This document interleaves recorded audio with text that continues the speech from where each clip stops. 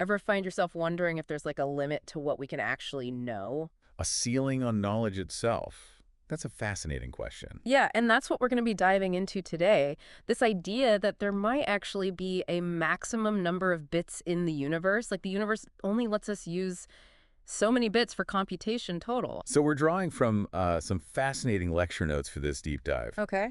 by Scott Aronson, Oh, wow. who's a giant in theoretical computer science. Hmm. And he really dives headfirst into where cosmology and computational complexity meet. And I bet when Scott Aronson dives in, it's a fascinating place to be. Oh, absolutely. Mm. And, he starts off by kind of challenging these traditional models of the universe, right? Like the ones that we always see where it's like, is the universe, a sphere? Is it flat? Is it hyperbolic? Right. And those always seem a little too neat and tidy. Yeah. Like, what are we missing when we think about it like that? Well, it's the cosmological constant, right? Okay. This mysterious force that's pushing everything apart at an accelerating rate. Right. So it's not even just that it's expanding, it's that the expansion is speeding up. Exactly. I remember hearing about that. What does that have to do with computation, though? Well, so what we don't often think about is that the cosmological constant, it's not just some like minor force, right? Hmm? It's actually about 70% of the total energy density of the universe.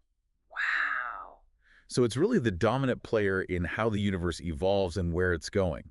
So this isn't us just like tweaking our models a little bit. This is like, this throws a real wrench in things. Totally. And it makes you wonder, like, how does that change how much information the universe can even hold? Yeah, and that's where things get really interesting, because when you have this expanding universe driven by this cosmological constant, it really has these deep implications for the limits of what you can compute, even if you had like infinite time and resources. Wait, so even if you had infinite time, you couldn't compute everything. Yeah, How is that even possible? It sounds like we're bumping up against some fundamental limits here. yeah, totally. And to really get that, we have to introduce another really fascinating concept, which is the holographic principle. Okay. And this principle basically comes out of the study of black holes.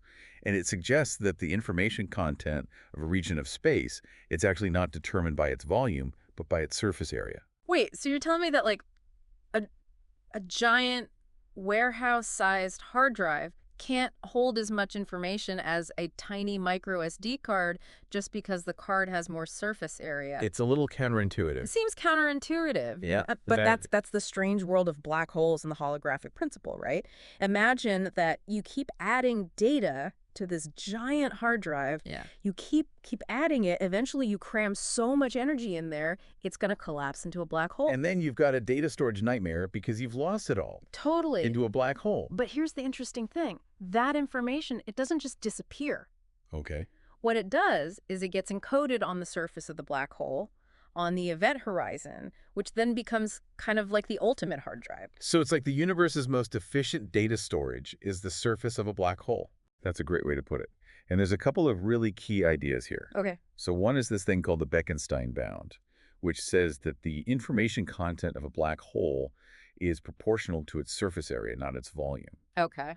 And then you have the Schwarzschild bound, which tells us that a black hole's energy is directly proportional to its radius. Okay, so we've got these black holes acting like cosmic hard drives. Yeah. We've got information being stored on surfaces instead of in volumes. Right. And we've got this universe that's constantly expanding because of the cosmological constant.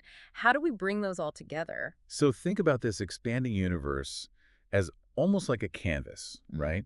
And as it expands, as it's driven by this cosmological constant, the amount of surface area that you can actually access within any reasonable amount of time, that becomes limited. So it's not just a theoretical limit on information, it's a practical limit on how much you can actually get to. Exactly. So even if the universe contains this almost unimaginable amount of information, what you can actually get to and use for computation, that becomes constrained. It's kind of humbling, like you've got this infinite library, but you can only read a finite number of the books. That's a great analogy. Because it keeps growing faster than you can read. Yeah.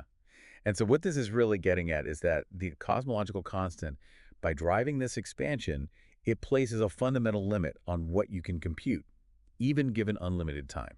So where do we even begin then with thinking about computation when we have these limits in place? Yeah, so to tackle that, we need to turn to Turing machines Okay. and see how they fare in the face of this vast and ever-expanding cosmos. So we left off with this idea of the universe as this like ever-expanding canvas. It's a really cool image. But, like, how does a Turing machine even handle that? Yeah, it's hard to even wrap your head around it, right? Mm. So imagine a Turing machine, but instead of its tape, it's got this tape that's constantly expanding Uh-huh.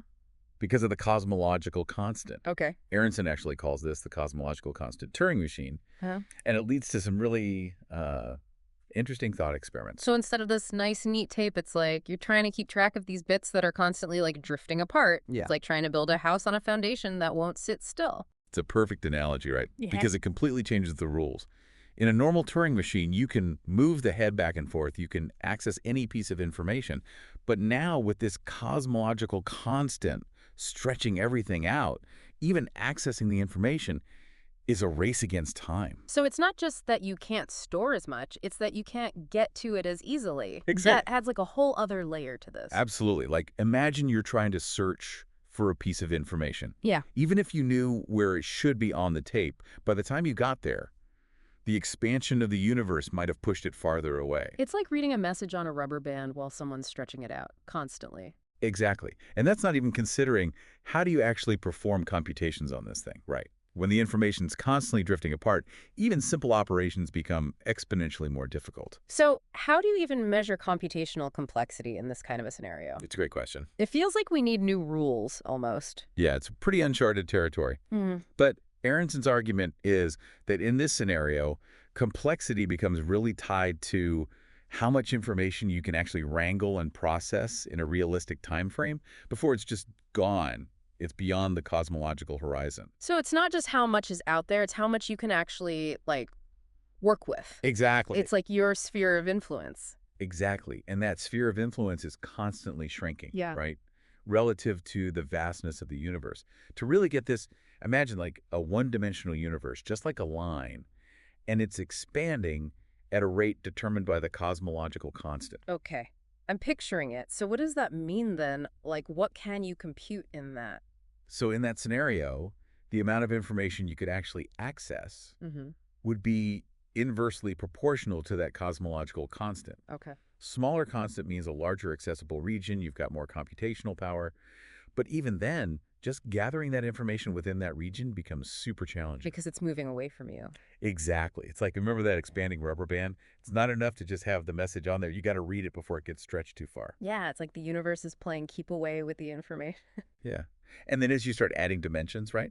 Go from a line to a plane to a three-dimensional space, the challenges get even greater. The cosmological constant just has more of an effect. So the more, like, expansive the universe is, the harder it is to use it. In a way, yeah. That's a lot. That's a lot to think about. It is. But what if there was a way to kind of, I don't know, circumvent those limitations or at least change how we approach them? That's where things get really exciting. Because Yeah. what if instead of fighting against this tide with classical computing, we dove into the world of quantum computing? Okay. I feel like things are about to get even more interesting now. So last time we were on the verge of the quantum realm. I'm ready to see what quantum computing can do when you've got this universe that's constantly expanding. Yeah, it's not like a magic solution or anything, but quantum computing, it gives us a whole different way to think about the problem. Instead of trying to outrun the expansion, it's more about changing how we search for information, how we access it. Okay, I like the sound of that. Can you give me an example? Let's go back to our lost keys. Okay. But this time, imagine they could be anywhere in the universe. Oh, that's a nightmare. Right. Talk about a worst case scenario. Yeah. Classically, like we said, it's this race against the expansion. And the odds are not in your favor. Especially if there's more than one dimension, we're in trouble. Unless quantum computation can search faster than the universe can expand. That's the question, right? And that's where this really cool quantum algorithm, Grover's algorithm, comes in. Okay. It's designed specifically for searching databases. Oh. And the speed up it offers, you don't see anything like it in classical computing. So, like, how much faster are we talking? Imagine instead of going through every item in the database, one by one, you could somehow look at multiple items at the same time. That'd be amazing. It's kind of what Grover's algorithm lets you do.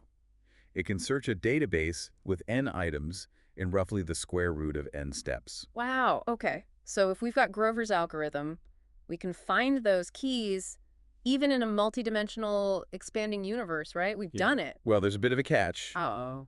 Grover's algorithm is great at searching, but you still have to collect all those results. And when the universe is stretching everything apart, that's a problem. So we're back to that issue of information being so spread out, it's practically out of reach. Exactly. Think of it this way. It's like Grover's algorithm lets you quickly scan a giant library for a book, but you still got to get to that book, and the library is getting bigger by the second. So are we stuck? Even quantum computing can't beat this. Not necessarily. Grover's algorithm alone might not be enough, but there's a really cool possibility here. What if, instead of tackling the entire universe, we broke it down? Broke it down. How do you mean? Like divide and conquer. That's the idea behind a recursive approach to Grover's algorithm. Aronson and his colleague, Andres Ambiyinas, they developed this. Imagine you take the universe and you divide it into this giant grid. Okay, I'm picturing it. Now, instead of searching the whole thing, you use Grover's algorithm on each cell of the grid. Right. Then you combine the results. So it's like a team of these quantum sutures, each covering a small area. Exactly. And that way, even though the universe is expanding, you're working more locally, and you can get those results back much faster. That's amazing. So we can kind of outsmart these limits a little bit just by changing how we think about it. Yeah, it really shows how powerful quantum computing can be. Yeah. We might not be able to completely beat the expanding universe, but we can definitely find new ways to work within it. This whole deep dive has been incredible. We started with this basic question, is there a limit to computation? And we've been through black holes and the holographic principle, the expanding universe, and now quantum algorithms. Yeah, and it just goes to show, the more we learn about the universe, the more we realize how much we don't know. There's so much more to uncover. It's kind of humbling. It is. But it's exciting too, right? I mean, even as the universe expands, so does what we understand about it. Yeah. So for our listeners, next time you look up at the night sky, remember, it's not just a bunch of stars. It's like this giant canvas, and this whole drama of information and computation is playing out on it. And who knows? Maybe one of our listeners will be the one to finally figure it all out. That would be amazing. Well, that's all the time we have for today's deep dive. But for everyone listening, keep asking those big questions, keep exploring, and never stop searching for those keys in the cosmos.